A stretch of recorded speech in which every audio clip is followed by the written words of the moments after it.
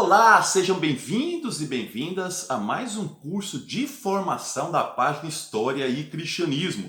Hoje nós vamos aí interpretar com vocês, fazer a hermenêutica do capítulo 27 do Atos dos Apóstolos, que vai do versículo 1 ao versículo 44. Estamos já finalizando o Atos dos Apóstolos, só falta mais um capítulo. O Lucas, a quem a tradição atribui esse texto, ele quer mostrar que o evangelho vai chegar aos confins da terra. Isso está lá no capítulo 1, versículo 8, que aqui no caso é Roma. Portanto, Paulo precisa se apresentar diante do imperador, na verdade, de um tribunal imperial. No último capítulo que nós analisamos, o Paulo apresentou-se aí diante do Agripa II, então agora ele vai ser conduzido em um navio até Roma. Esse capítulo 27 vai aí analisar parte dessa viagem e de um naufrágio que aconteceu.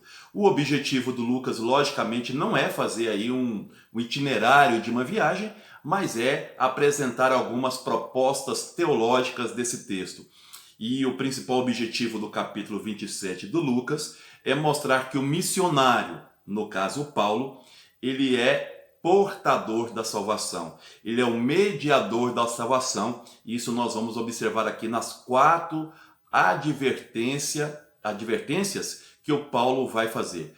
Portanto, o mais importante desse capítulo 27 são aí as advertências feitas pelo Paulo durante todo esse 27º capítulo do Atos dos Apóstolos. O Lucas também ele faz sempre uma comparação entre Jesus e a figura do Paulo. Jesus foi condenado pelos judeus, Paulo também já foi condenado pelos judeus. Jesus foi morto pelos romanos, Paulo também será morto pelos romanos. O navio aqui, que o Paulo também vai fazer aí a sua travessia, pode ser comparado também à igreja, porque a igreja era essa grande embarcação onde todos se salvavam. Portanto, essa viagem que o Paulo faz, os desafios da viagem, os naufrágios, é também comparada às nossas vidas. As nossas vidas, elas são cheias de tempestades, cheias de naufrágios, mas o importante é a confiança que nós temos em Deus através da igreja, dessa embarcação, ou através dos seus missionários, aqui no caso aqui é Paulo apóstolo.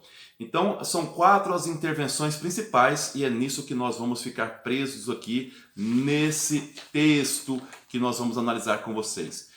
Primeira advertência do Paulo.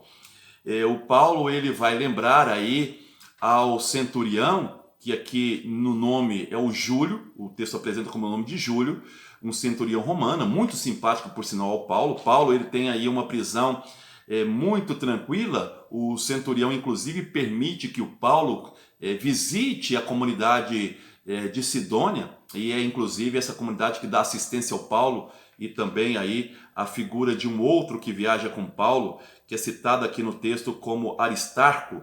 Esse Aristarco possivelmente é o mesmo Aristarco citado lá no texto de Colossenses 4:10 e de Filemon 24. O Paulo viaja, portanto, aí nessa embarcação, e a primeira advertência que ele faz é que os ventos são contrários e vidas e mercadorias se perderiam caso a navegação continuasse.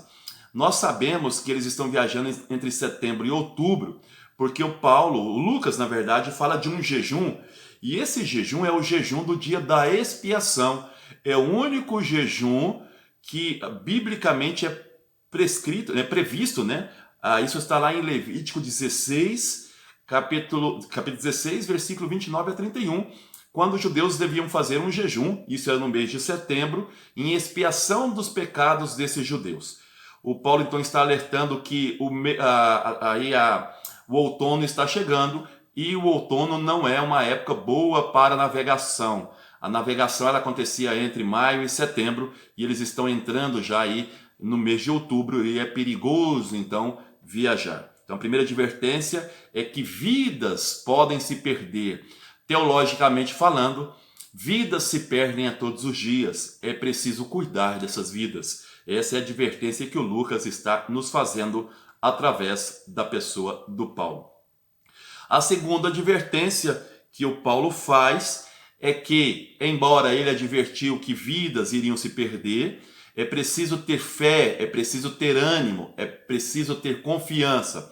Como Lucas fala que o Paulo tem que chegar até Roma, um anjo aparece garantindo a vida de todos por causa de Paulo. Ou seja, a solidariedade em torno de Paulo, ela é garantia da vida de todos. Em outras palavras, teologicamente, salvamos todos por solidariedade. Essa é a mensagem que o Lucas quer nos passar. Alguns prisioneiros e alguns marinheiros queriam pular do barco para se salvar. Paulo adverte o centurião para que eles não pulem e se salvem sozinhos, porque todos pereceriam, todos morreriam. Aí o centurião não vai permitir que esses marinheiros pulem e se salvem. Aqui está a terceira advertência do Paulo. A salvação é coletiva, nossas vidas estão entrelaçadas, precisamos nos salvar a todos e lutar pela salvação de todos. A quarta advertência é aí que a tripulação deveria se alimentar, já faziam aí 14 dias que eles não comiam, então Paulo vai partir um pão, lembra muito aqui a multiplicação dos pães, lembra também o rito eucarístico que o Lucas faz, ou narra a partir de Jesus, o partilho do pão, o agradecimento sobre o pão, mas é difícil dizer se o Paulo fez ou não o rito eucarístico, porque na navegação todos ali, ou praticamente quase todos, eram de gentios, de pagãos, de estrangeiros. Mas o fato é que a vida deve ser alimentada para que a vida seja salvo. Essa é a advertência que o Paulo fará. Depois o navio vai se atracar, depois de praticamente quase naufragar, na ilha de Malta, e nós vamos ver isso no capítulo 28, a ilha de Malta como ilha da salvação.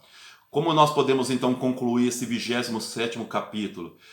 Podemos concluir que a salvação tem que ser coletiva, que a vida deve ser preservada, que nós devemos partilhar o pão e que na vida muitas tempestades vão aparecer, mas que o missionário, aquele que porta o evangelho, ele não pode desistir nunca de anunciar o evangelho e que graças ao anúncio do evangelho muitas vidas são salvas todos os dias. Essa é a mensagem de Lucas. Um abraço, até o próximo capítulo, que será o 28º e a finalização do texto do Atos dos Apóstolos.